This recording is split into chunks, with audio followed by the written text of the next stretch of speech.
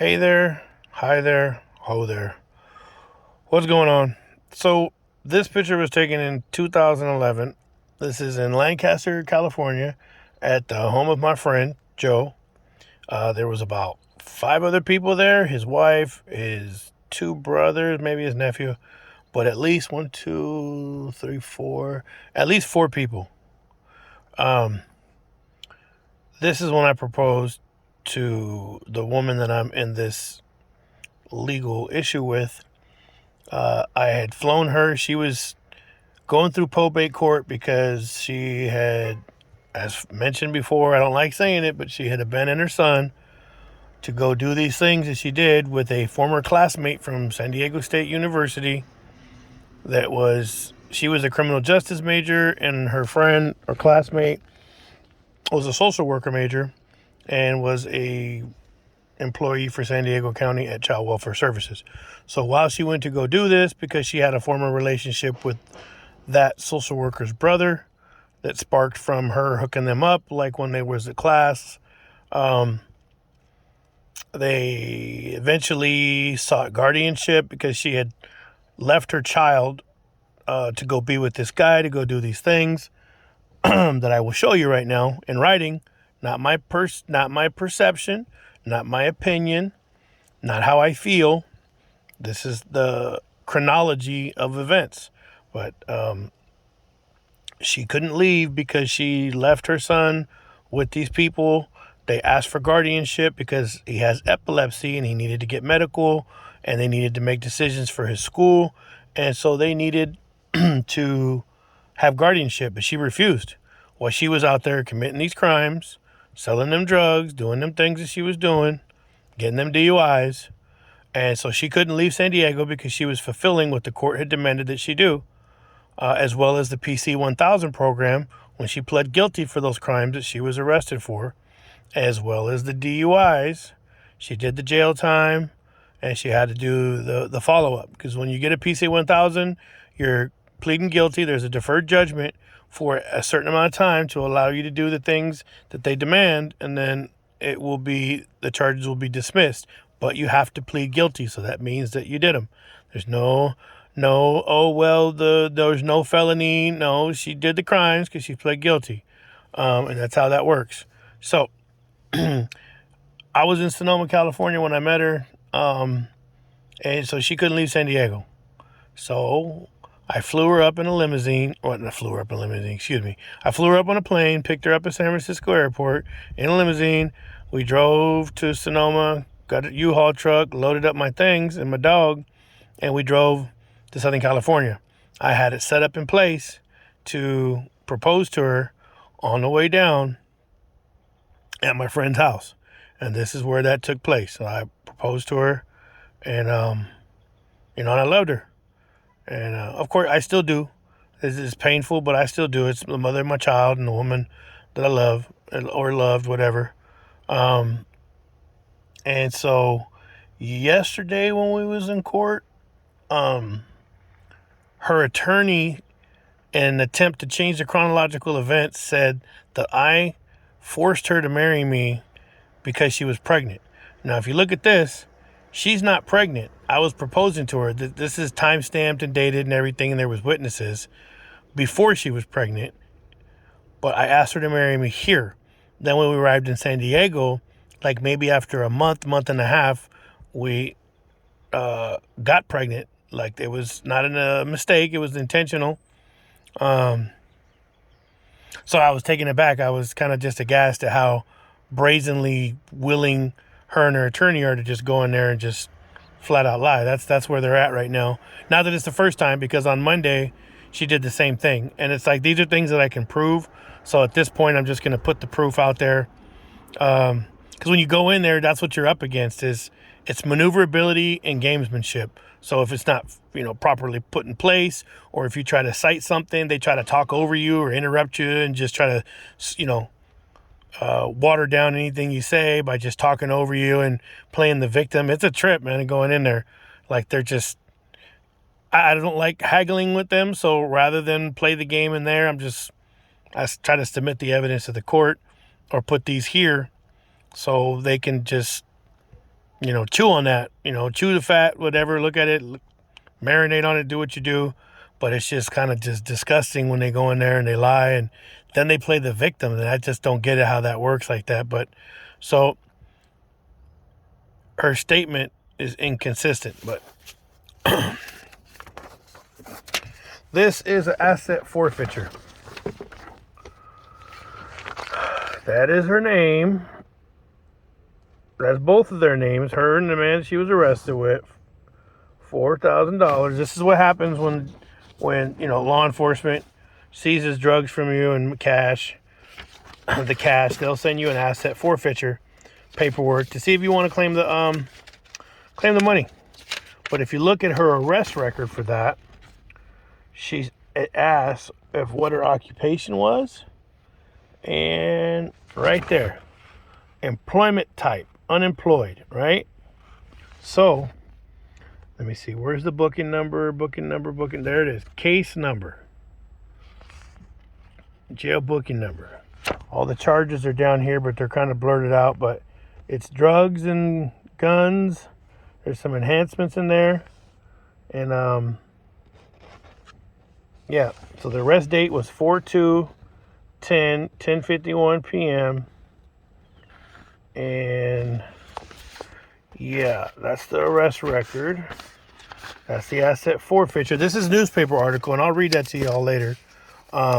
This is another arrest record. So this is vehicle code. Look it up. Vehicle code VC23152 Section B.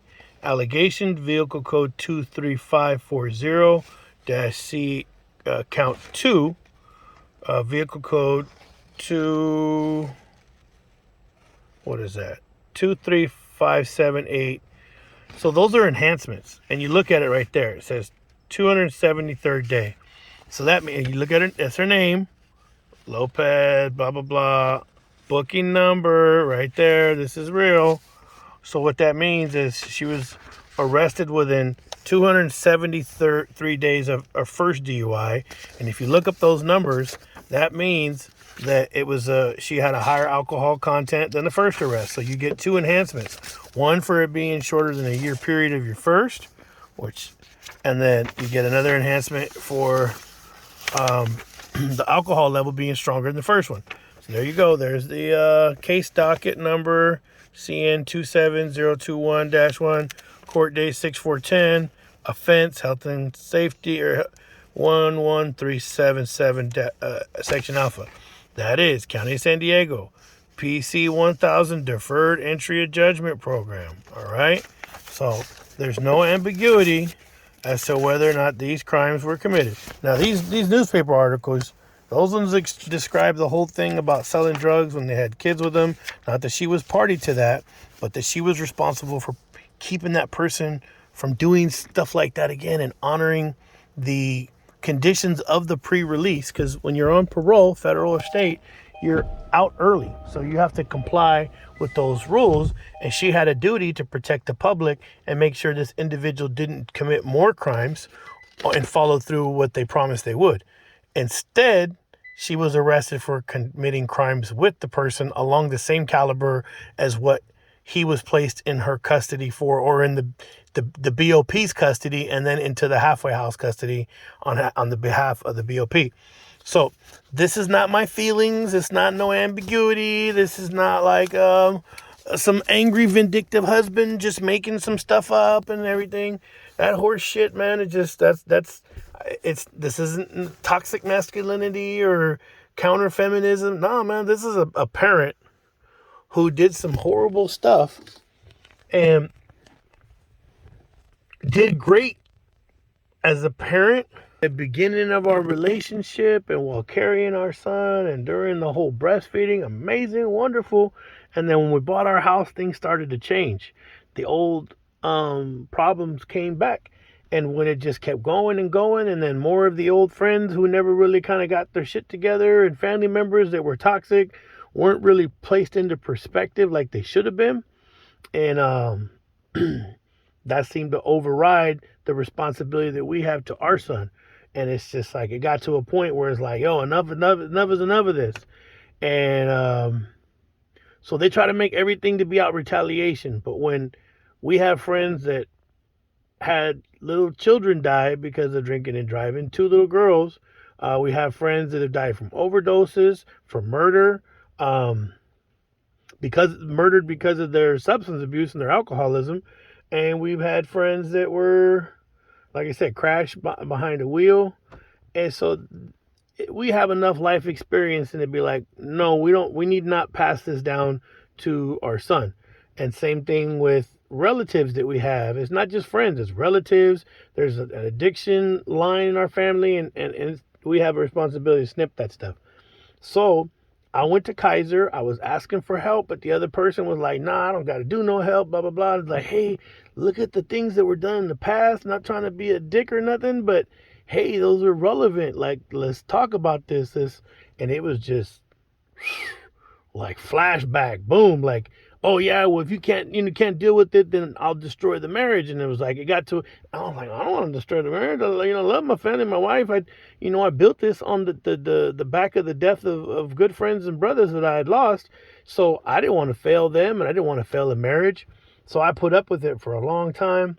And then when that didn't work, it was like, okay, I need to go to the place that takes care of this stuff.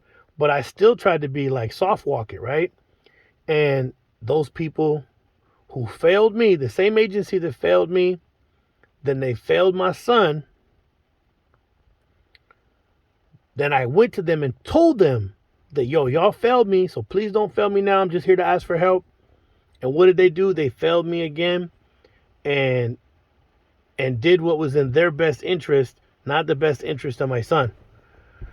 So here we are, and now it's just like, it feels like everybody's trying to protect themselves and like trying to modify the chronological events or whatever. So I'm just like, look at, people are going to step back and be, oh, there's two sides of every story, and this is probably just, and that's what this side's trying to do, to try to make it out to be one of them other things. I know those happen, but it's like, this ain't it. I mean, the proof is in the pudding, and it didn't have to be like this, but it's crazy to watch people just go in there and just flat out lie. And when you try to hold it to account to be like, hey, the truth means for something, especially when it comes to the welfare of my son and the safety of my son, our child, the safety should be paramount. But that's the battle of like, hey, this is the truth. And then other people are like, no, it's not. So let it be known.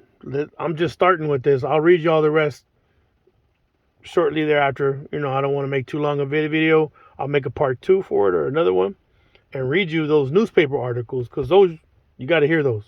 Okay, there should have never had to be like an argument, a discussion. It should have been like, nah, we're in here, we've got tons of life experience, other people have had to die for us to have this experience, and we're gonna cut this bad line of life choices so that it doesn't trickle down to our son and to our son's kids if he decides to have kids or whatever have you. Whatever we do trickles down. So whatever trickled down to us, if it's bad, if it's good, we can pass it down. If it's not, we need to stop it, nip it in the bud. We need to nip it in the bud.